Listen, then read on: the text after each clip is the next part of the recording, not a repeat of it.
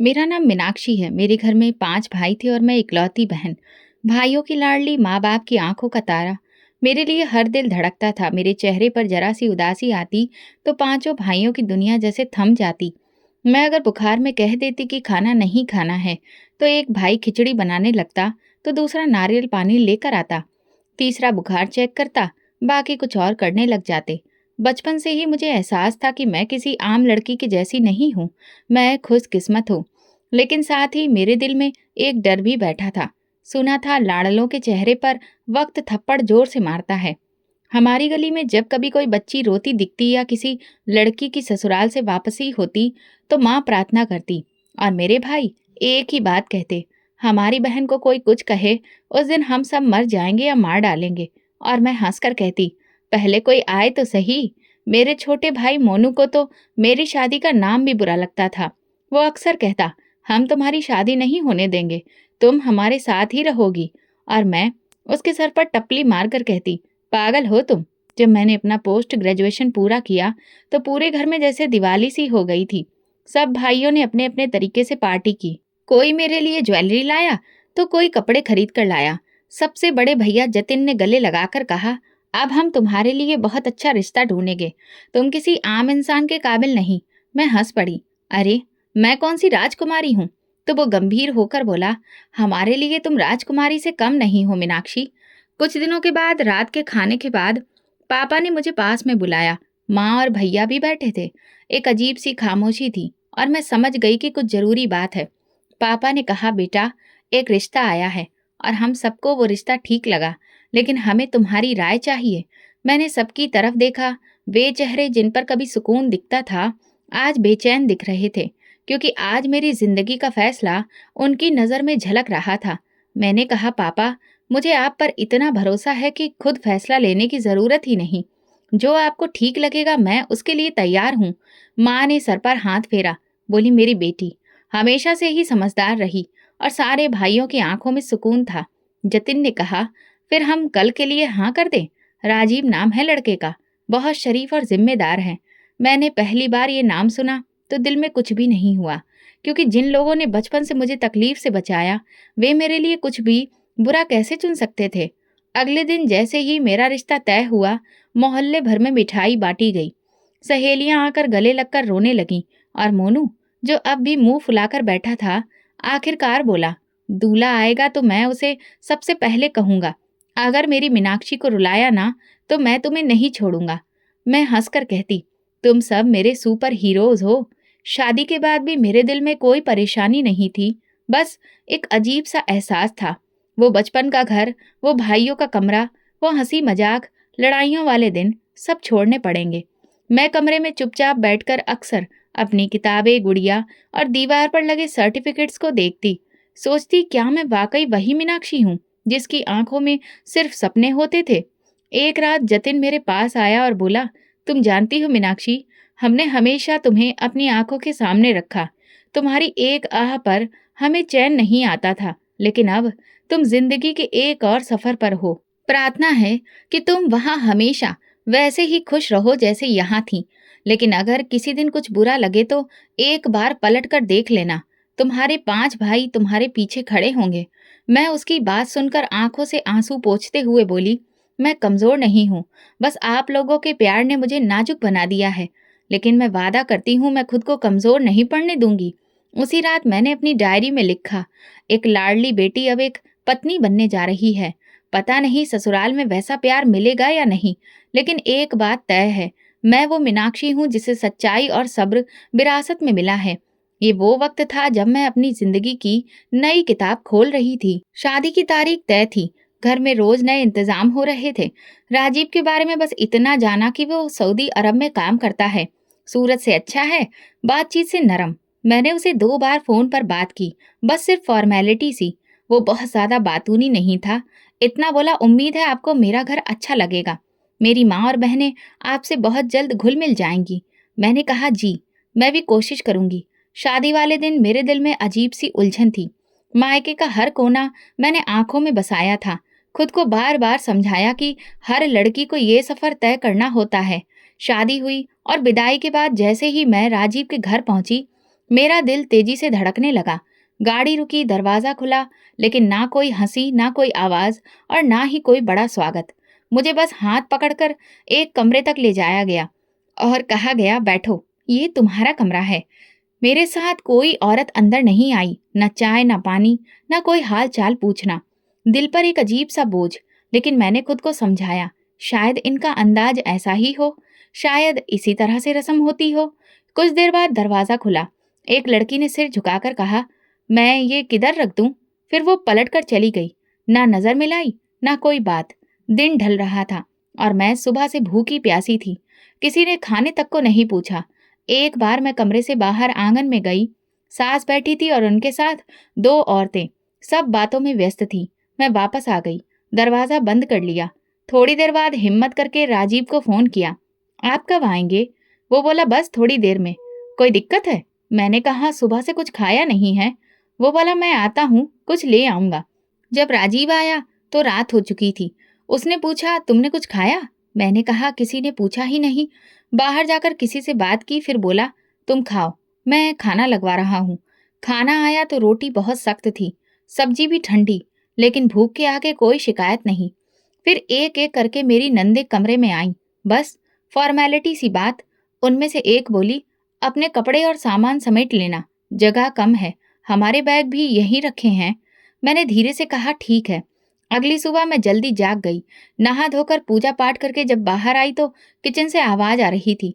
सास बोल रही थी, देखते हैं कि बहू आकर क्या करती है, या फिर बस मालकिन बनकर आई है।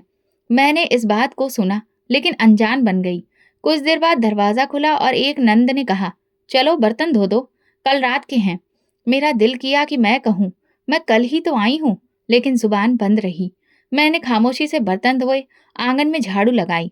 किसी ने नहीं पूछा, तुम्हें ये सब आता है? बस जैसे सब पहले से तय था। सबने मान लिया कि अब ये काम करेगी। दोपहर तक मैंने सिर्फ दो बातें की। एक बार सास से पूछा, क्या कुछ बना दूं? और एक बार नंद से कहा, ये कपड़े कहाँ रखने हैं?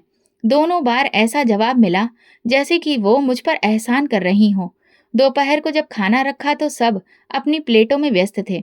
किसी ने कहा, रोटी बड़ी कड़क बनी है, अगली बार से ध्यान रखना। मैंने नजर झुका ली। राजीव चुपचाप बैठा था, शायद थका हुआ या शायद फर्क ही नहीं पड़ता। शाम को मेहमान आ गए। मैंने चाय बनाई, बिस्किट रखे। वापसी पर नंद ने धीरे से कहा, अगली बार कप उल्टे मत रखना, बुरा लगता है। मैंने गर्दन हिलाई। तब तक दिल थक चुका था। रात को कमरे में वापस आई तो राजीव बैठा था। उसने पूछा, कैसा लगा तुम्हें पहला दिन? मैंने कुछ पल सोचा, फिर बस कहा, थोड़ा सा अजीब है। वो बोला, वक्त के साथ सब ठीक हो जाता है, और लाइट बंद कर दी। उस रात नींद नहीं आई। अजनबी कमरा, अजनबी लोग, और दिल में अजीब सी खामोशी। अगले दिन रिसेप्शन था। सुबह से ही घर में हलचल थी, लेकिन मेरे लिए वो वैसा दिन नहीं था जैसा किसी नई दुल्हन के लिए होना चाहिए। सब कुछ सिस्टम के हिसाब से हो रहा था, लेकिन किसी में भी कोई जोश नहीं था, न कोई खास खुशी।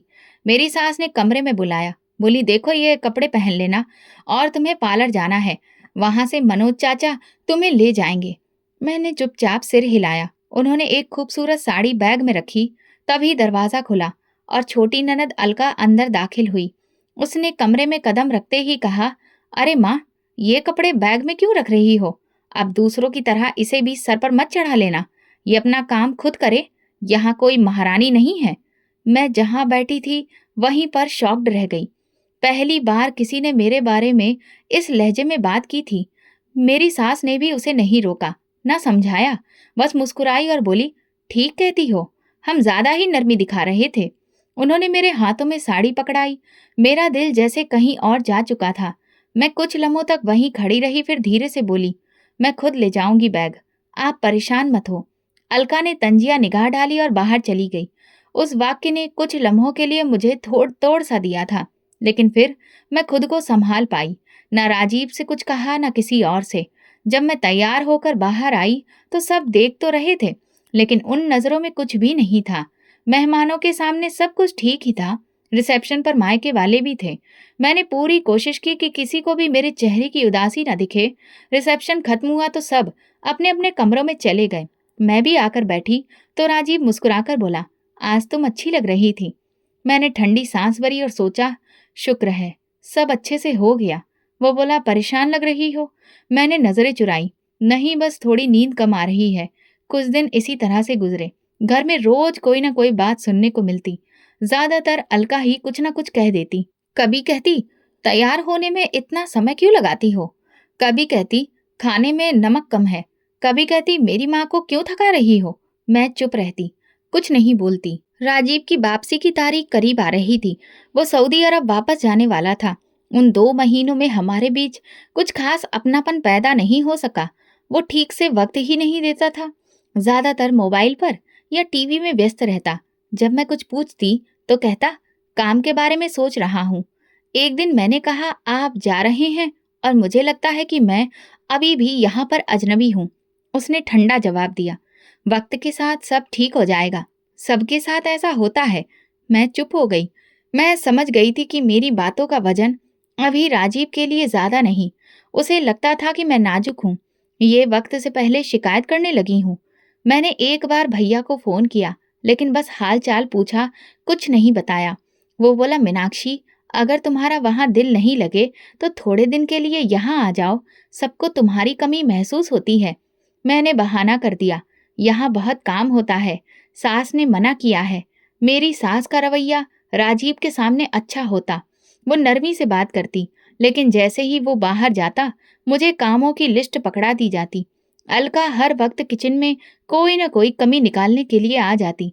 एक दिन चाय बना रही थी तो बोली, वैसे अब तुम्हें भी अंदाजा हो रहा होगा कि सिर्फ लाड़ प्यार से घर नहीं चलते हैं, काम करना भी आना चाहिए। मैंने चाय दी और अंदर चली गई। मैं किसी को कुछ कह भी नहीं सकती थी, क्योंकि हर बात सुनकर बदले में जवाब यही आता था, नंदे तो ऐसी ही होती हैं, थोड़ा सख्त होती हैं। वक्त के साथ सब ठीक हो जाएगा। लेकिन मैं महसूस करती थी कि वक्त नहीं, सिर्फ बर्दाश्त बढ़ रही थी। एक शाम जब राजीव के जाने में 5 दिन रह गए थे, मैं किचन में खाना बना रही थी। अलका आकर बोली, ऐसा खाना बनाना कि भैया को याद रह जाए। बाद में तो वैसे भी तुम्हें कोई पूछने वाला नहीं। मैंने पहली बार आंखों में आंखें डालकर उसे देखा, पर कुछ कहा नहीं। दिल में एक बात आई, काश राजीव खुद देख पाता कि तुम कैसी हो, तुम्हारी बातें कैसी होती हैं। मैंने दिल में तय किया कि कुछ भी हो, मैं अपनी तरफ से कोई कमी नहीं छोड़ूंगी। मेरे लाड़ प्यार वाले दिन खत्म हो गए थे। अब मैं सिर्फ एक पत्नी थी, एक बहू और एक खामोश गवाह। राजीव को भेजना बाकी था, मगर मैं खुद को पहले ही विदा कर चुकी थी, अपने अंदर की सच्चाई से, अपनी पुरानी मीनाक्षी से। राजीव दिन का ज्यादातर वक्त बाहर अपने दोस्तों या कागजी कामों में गुजारता, और जब घर आता तो थका हारा लगता। मैं कोशिश करती कि कम से कम वक्त उसके साथ हंसी खुशी गुजरे। उन्हीं दिनों मैं अलका का व्यवहार बदल गया था। पहले जो बात बात पर चुभने वाले ताने फेंकती थी, अब रोज आकर बैठती और कहती, भाभी, भैया के साथ वक्त गुजारो, काम तो हम संभाल लेंगे। एक शाम जब राजीव घर आया तो अलका चाय लेकर आई और बोली, भाभी तो आपके साथ वक्त गुजारना चाहती हैं। मैंने कहा, काम बाद में हो जाएंगे। राजीव ने मेरी तरफ मुस्कुराकर देखा। देखा, सब तुमसे प्यार करते हैं। मैंने मुस्कुराकर सिर हिला दिया, लेकिन दिल में सवाल जरूर जागे, ये वही अलका है जिसने मुझे 2 दिन पहले कहा था कि तुम्हें कुछ भी नहीं आता।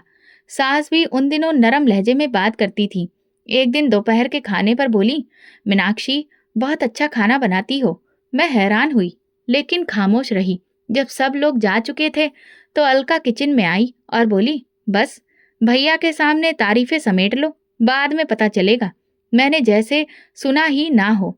चूल्हा बंद किया और बर्तन धोने शुरू किए।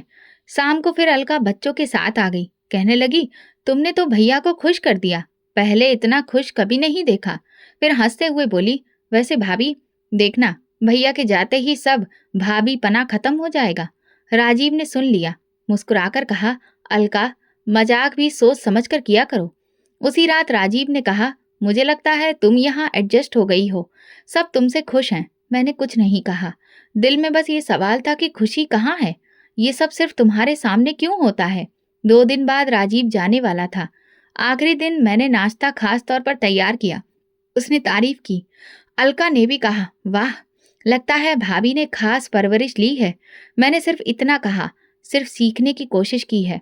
राजीव चला गया। घर जैसे खामोश हो गया, और साथ ही अलका की मोहब्बत भी खत्म हो गई। वो जो रोज आकर गले लगाती थी, अब दरवाजे से ही आवाज देती, चाय बना लो। और अगर जरा सी देर हो जाती तो बोलती, कुछ काम तो खुद भी सीखो। हर बार दूसरों को बुलाना अच्छा नहीं लगता। सास ने भी अपना असली रंग दिखाना शुरू कर दिया। सुबह होते ही कहती, बर्तन धो दिए? आज आंगन भी धोना है। दोपहर के लिए दाल के साथ चटनी भी बना लेना। मैं सिर हिलाकर सब कुछ करती, क्योंकि मैं यही सीख कर आई थी कि घर के कामों में हाथ बटाना फर्ज होता है। एक दिन जब मैं झाड़ू लगा रही थी तो अलका बोली, ये कौन सा तरीका है सफाई का? तुम्हारे मायके में ऐसे करते थे? मैंने थोड़ा सा नरमी से कहा, आप बता दीजिए, मैं वही तरीका अपना लेती हूँ। तो वो बोली, बहुत चालाक हो, मासूम शक्ल बनाकर सबके दिल जीतना चाहती हो। उसी दिन मैंने सास से पूछा, क्या मैं 2 दिन के लिए अपने मायके जा सकती हूँ? बस थोड़ा सा दिल बहल जाएगा। उन्होंने ठंडे लहजे में कहा, अभी अभी आई हो, यहाँ तुम्हें क्या दुख है? घर संभालने से पहले ही छुट्टी? मैं चुपचाप वापस कमरे में आ गई। भाई को फोन करने का दिल चाहा, लेकिन फिर सोचा, किस बात पर बुलाऊं? सिर्फ इतना कि मैं थक गई हूँ। उसके बाद तो सब रोज एक जैसा हो गया। सुबह उठकर पूजा पाठ, किचन साफ करना, चाय बनाना, दोपहर तक नाश्ते के बाद खाने का इंतजाम। अगर एक भी चीज में देर हो जाती तो अलका कहती, ये तो हमारे सर पर चढ़ जाना चाहती है। नई नई आई है, अपने आप को कुछ ज्यादा ही होशियार समझती है। कभी कभी वो बच्चों से कहती, अपनी मामी से कहो थोड़ा हंस भी लिया करें। ऐसा लगता है जैसे कोई दुख भरा सीरियल चल रहा हो। मैं हंसती नहीं थी, क्योंकि मेरे पास खुश होने की कोई वजह नहीं बची थी। रात को जब सब सो जाते, मैं कमरे में आकर बैठती। राजीव का मैसेज आता, कैसी हो, सब ठीक है? और मैं लिख देती, सब ठीक है, आपकी कमी है। राजीव के जाने के बाद ससुराल का माहौल और बदल गया था। वो चेहरे जो कभी थोड़ी सी मुस्कान दिखा देते थे, अब बहुत सख्त हो गए थे। अलका का जैसे रूटीन बन गया था।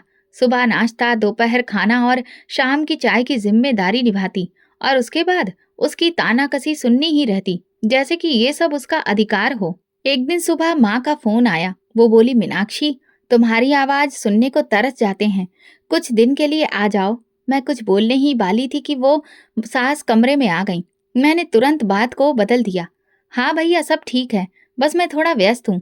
उन्होंने सुन लिया था। जब मैंने फोन बंद किया तो उन्होंने कहा, अगर इतना ही दिल लगता है मायके का तो फिर शादी क्यों की थी? मैं चुप रही। उसके बाद भैया रोज कॉल करते और मैं रोज उन्हें कोई नया बहाना बना देती।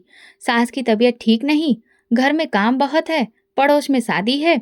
लेकिन अंदर से मैं खुद टूट रही थी। एक शाम अलका अपनी शादीशुदा बहन के साथ आई।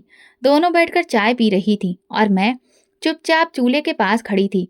अलका ने अपनी बहन से कहा, भैया ने भी पता नहीं कैसी भाभी लाकर बिठा दी है, ना तो बात करने की तमीज है और ना ही खाना पकाने की अकल।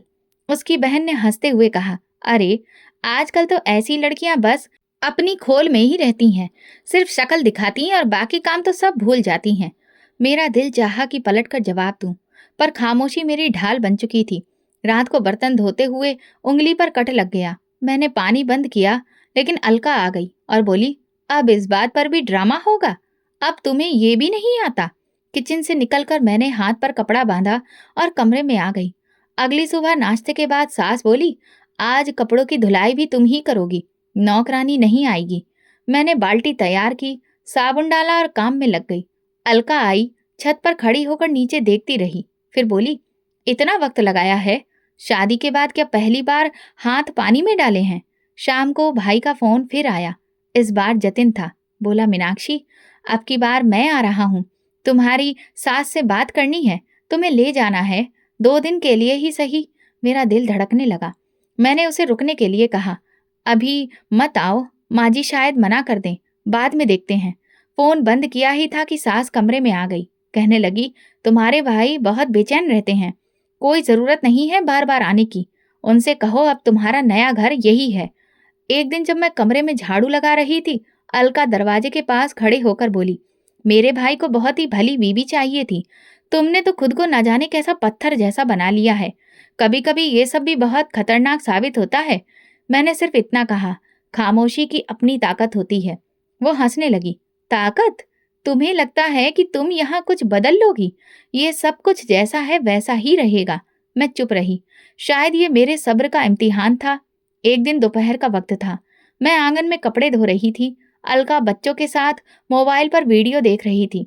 अचानक उसने ऊंची आवाज में कहा, अपनी मामी से कहो कि आपके हाथों की रोटियां पतली जरूर होती हैं, लेकिन उनमें स्वाद कहीं नहीं होता। कल वाली दादी के हाथ की रोटी कितनी मजेदार थी ना। ये कहकर वो खुद ही हंसने लगी, जिस पर बच्चों ने भी साथ में हंसना शुरू कर दिया। मैंने पानी का नल बंद किया, कपड़ों की टोकरी उठाई और चुपचाप अंदर आ गई।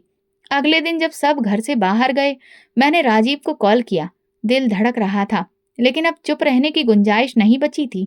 उसने फोन उठाया, मैंने हाल चाल पूछा। फिर उसने कहा, तुम कैसी हो? मैंने गहरी सांस ली। राजीव, आपसे कुछ बात करनी है। हाँ बोलो। सब ठीक है? नहीं, बस कुछ चीजें आपको बताना चाहती हूँ। अलका का व्यवहार बहुत बदल गया है।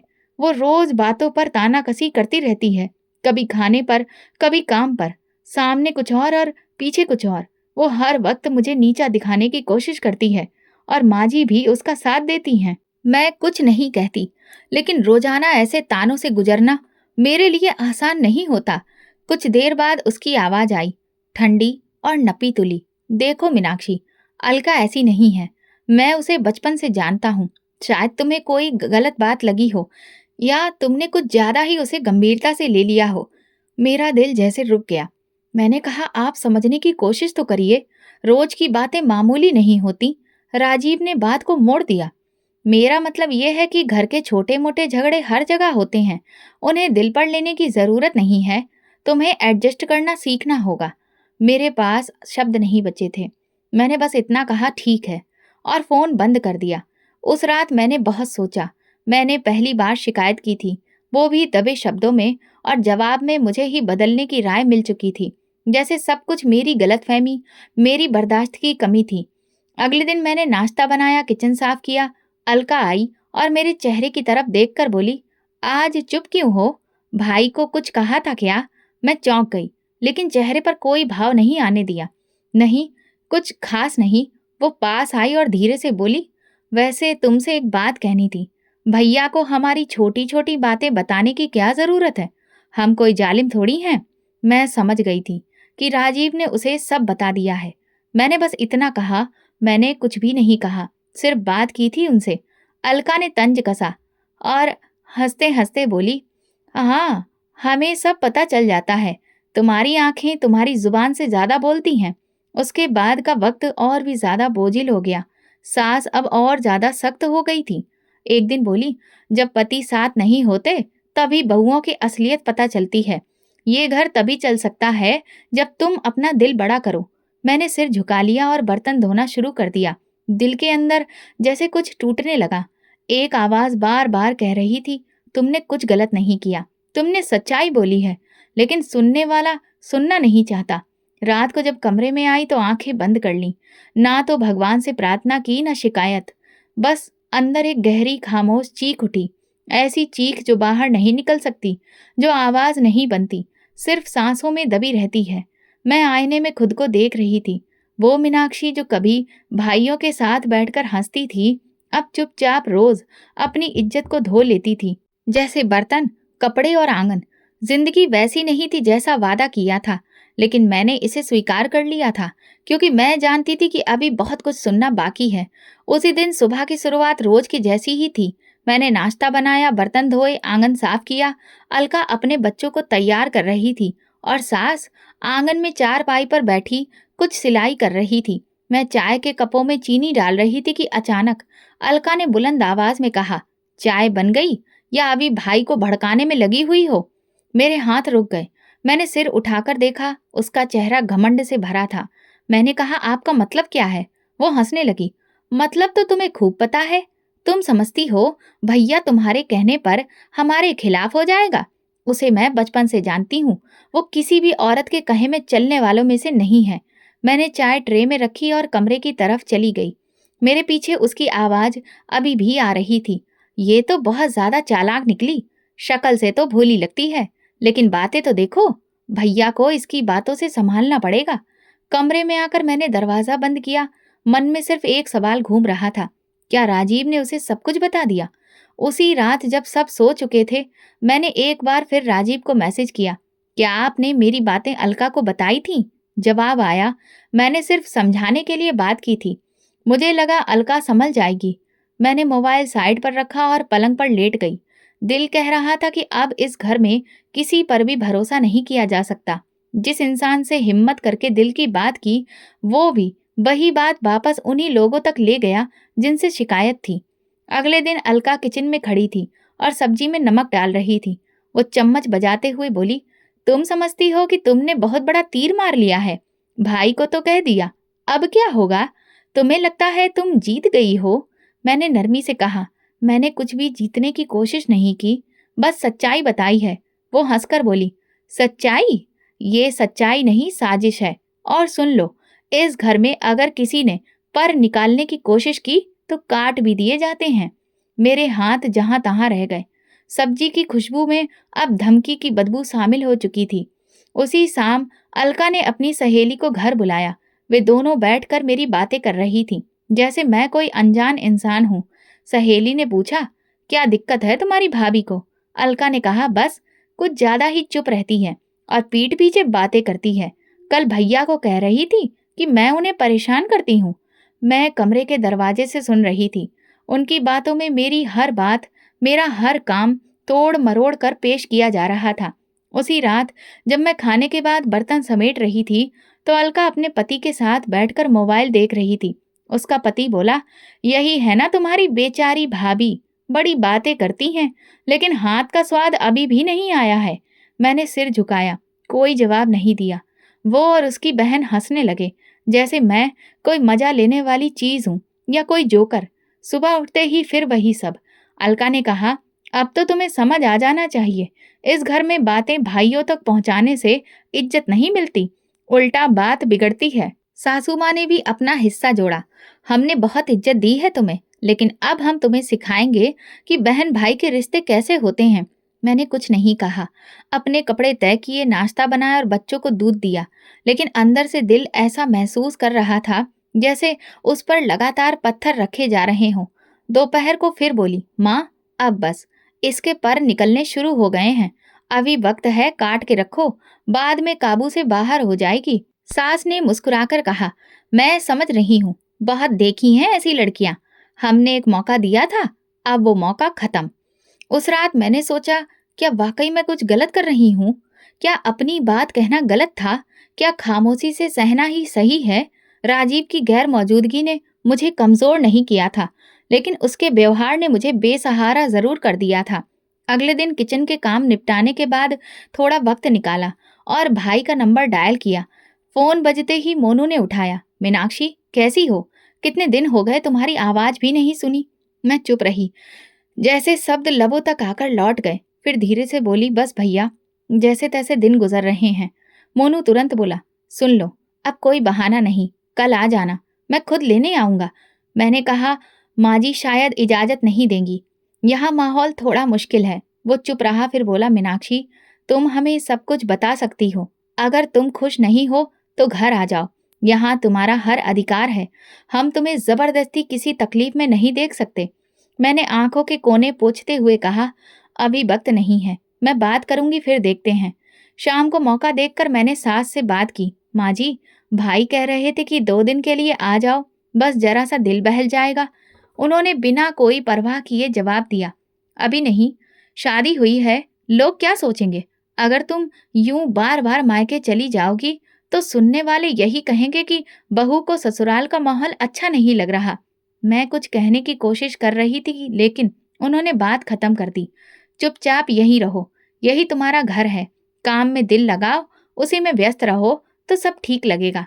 मैं चुप हो गई।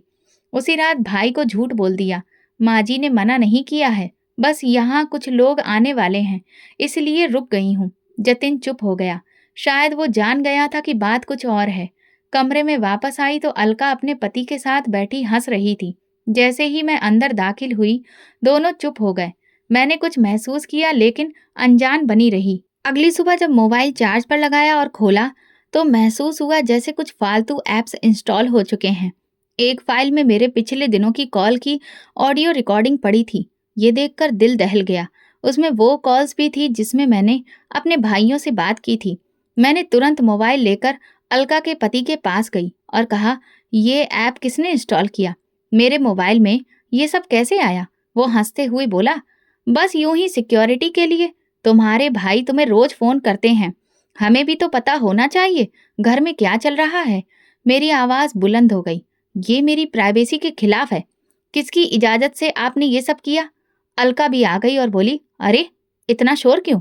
हमें शक हुआ था कि तुम कोई प्लानिंग कर रही हो। भाई से क्या क्या बातें हो रही हैं सब पता है। मेरा सर चकरा गया। सास भी बाहर आ गई। अलका चिल्लाकर बोली, माँ देखो, ये हमारी जासूसी का इल्जाम लगा रही है, जबकि हमारे ही घर में बैठकर हमारे खिलाफ बातें हो रही हैं। साथ सास भी तेज लहजे में बोली, अगर तुम्हें ये सब अच्छा नहीं लगता तो अपने पति को बोलो कि तुम्हें अलग घर में ले जाए। हमने तो तुम्हें इज्जत से रखा है, अब तुम हम पर ही सवाल उठा रही हो। मैं हाथ जोड़कर बोली, मैंने कुछ नहीं किया, बस भाई से दिल का हाल कहा, और वो भी आपके मना करने के बाद। मैं यहीं रुक गई। ये सब करना गलत है। मेरी पर्सनल बातें सुनी गई, वो भी बिना इजाजत। अलका का पति हंसा, तो क्या हुआ, अब तुम इस घर का हिस्सा हो, तुम्हारी बातें हमारी बातें हैं। मेरा सब्र जवाब दे गया। मैंने रोते हुए कहा, क्या मैं कोई कैदी हूँ? क्या यहाँ पर बहू की कोई इज्जत नहीं? सास गुस्से में बोली, बस करो, ये ड्रामा बंद करो। तुम्हारा असली चेहरा हमने देख लिया है, अब ये मासूम बनना छोड़ दो। मेरे आंसू रुक नहीं रहे थे। मैं पलटकर वापस कमरे में आई, दरवाजा बंद किया और पहली बार उनकी वैसी दबी आवाज में रोने लगी, दीवारों पर हाथ मारे बिना, जैसे मैं अपनी आवाज वापस मांग रही थी। अगले दिन मैं किचन में झाड़ू लगा रही थी। सास आंगन में चारपाई पर बैठी थी। मैं चुपचाप अपने काम में लगी थी कि अलका का बड़ा बेटा पिंटू मेरे पास आकर बोला, मामी मेरे लिए चाय बना दो, सर में दर्द है। मेरे हाथ में पोछा था, कपड़े गीले थे। मैंने पलटकर कहा, बेटा माँ या मौसी से कह दो, मैं अभी सफाई कर रही हूँ। वो तुरंत पलटा और सीधा अपनी माँ के पास जाकर कुछ कहा।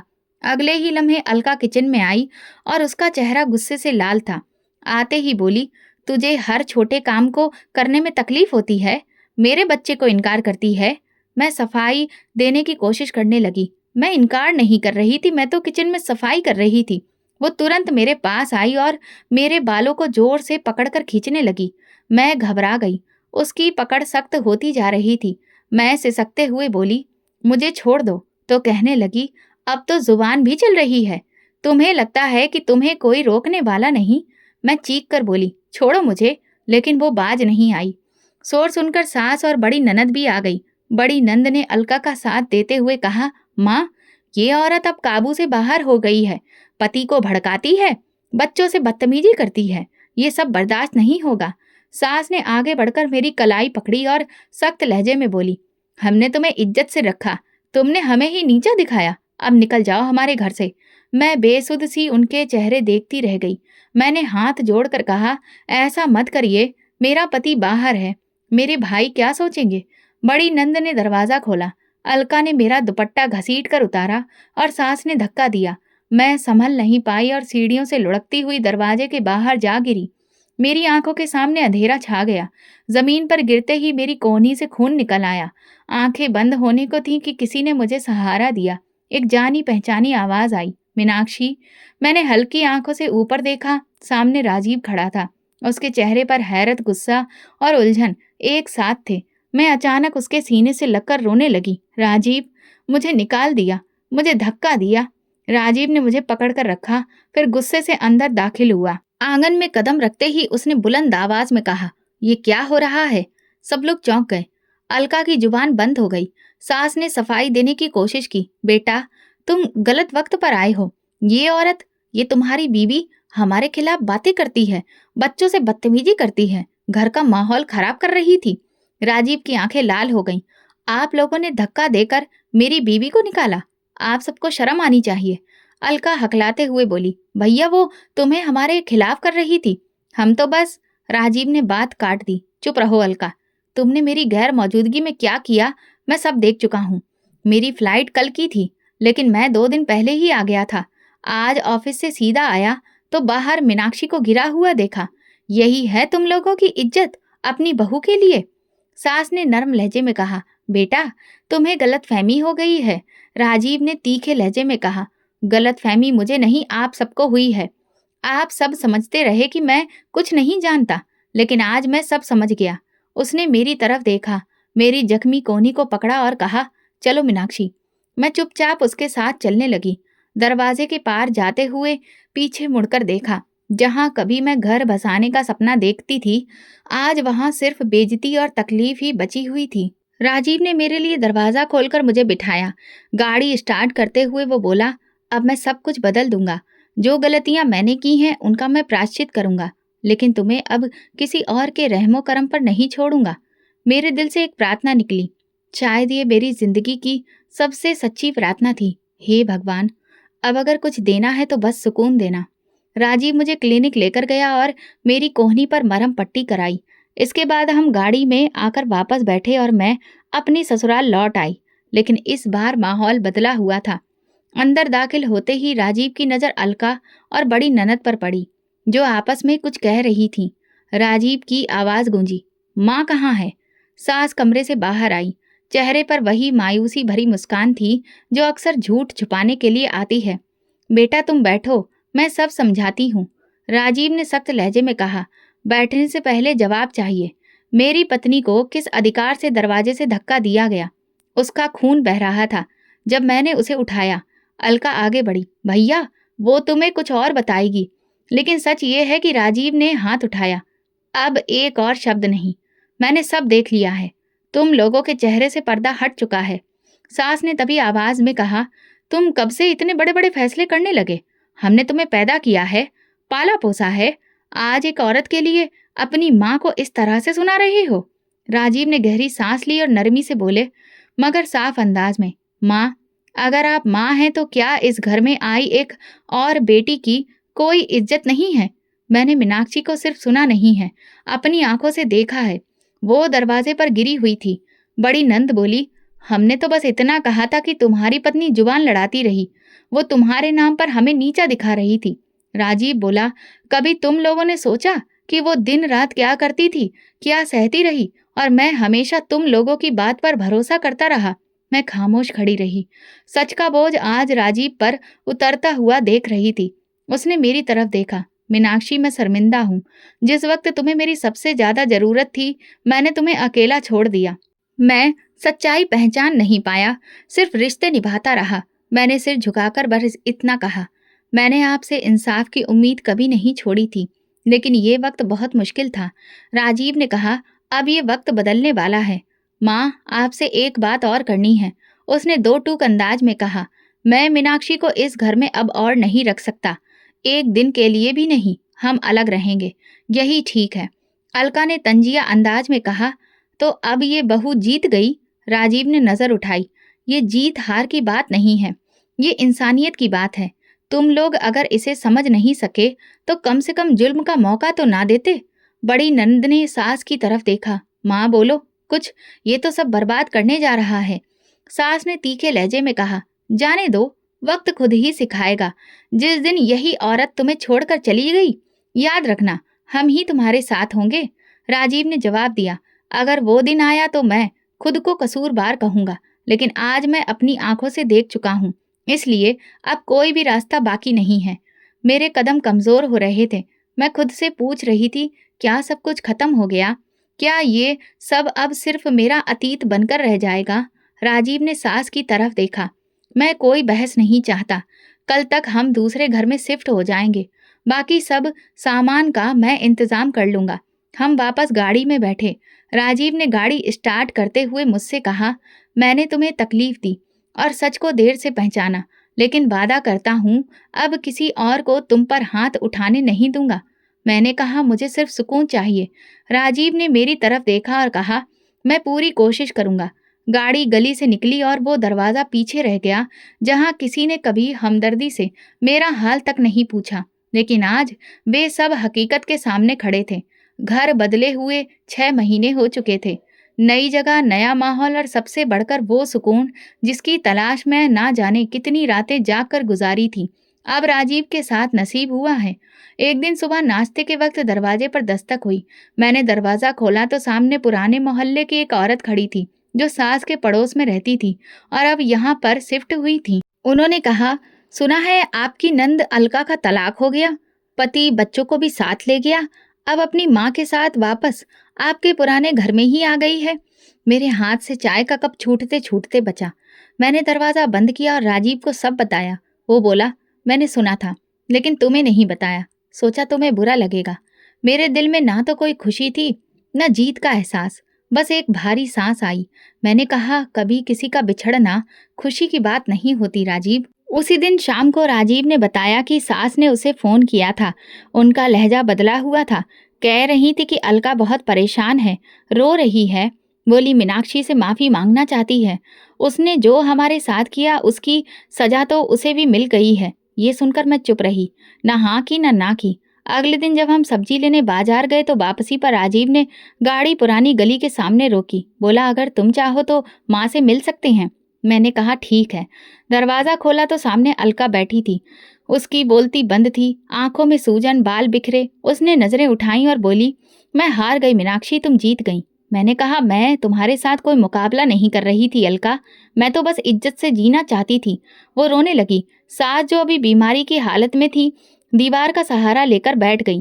बोली, हमने तुम्हारे साथ गलत किया बेटा, तुम्हारी माँ बनकर तुम्हें रुलाया, माफ कर दो हमें।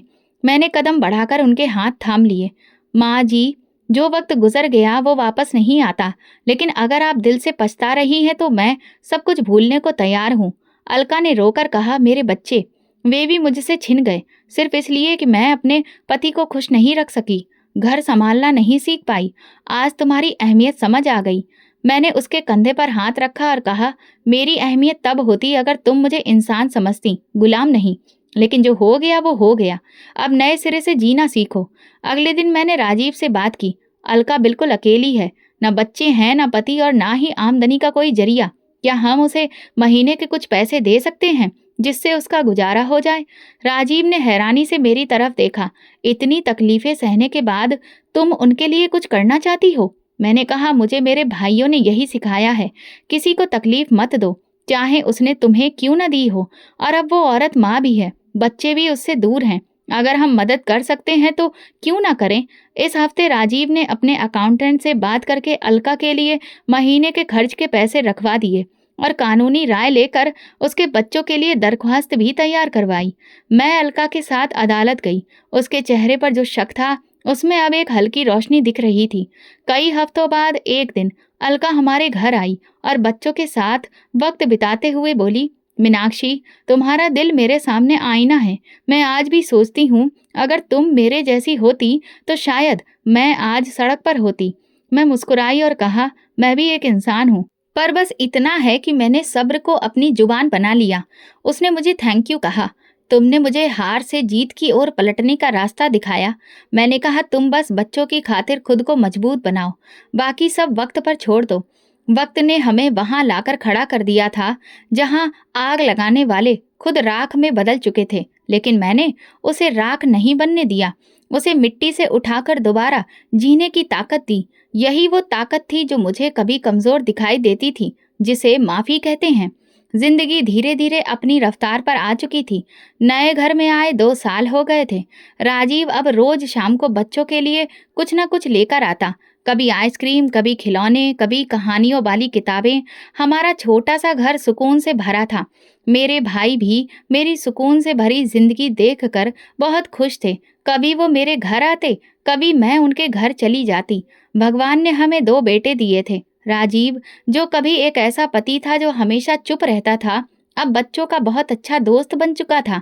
रात को सोने से पहले उन्हें साथ में कहानी सुनाने बैठता और अक्सर खुद भी सो जाता। अलका अब अपनी माँ के साथ रहती थी। हालात अब बदल चुके थे। वो अब किसी के लिए बोझ नहीं थी। एक दिन उसने फोन करके कहा, मीनाक्षी, मैं तुमसे बहुत कुछ सीखी हूँ, खास तौर पर बर्दाश्त करना। मैं अगर तुम्हारी जगह होती तो शायद तुम्हें माफ नहीं करती। मैंने कहा, इंसान जब माफ कर देता है तो वो खुद भी आजाद हो जाता है। मैंने आजाद होने के लिए तुम्हें माफ किया है। अब मैं हफ्ते में 2 बार एक छोटी सी जगह पर औरतों को सिलाई और कढ़ाई सिखाने जाती हूँ। ये हुनर मैं दूसरी औरतों को आत्मनिर्भर बनाने के लिए सिखा रही हूँ। आज भी जब अपने अतीत को याद करती हूँ तो सोचती हूँ कि वो सब कुछ मेरी परीक्षा थी, लेकिन उस परीक्षा में मेरे साथ मेरे भाइयों की परवरिश, माँ की प्रार्थना और मेरा सब्र था। बच्चों को जब मैं सुलाती हूँ तो उनके माथे पर हाथ फेर कर भगवान से प्रार्थना करती हूँ कि कभी किसी बेटी को वो दर्द ना देना जो खामोश रहकर सहना पड़े।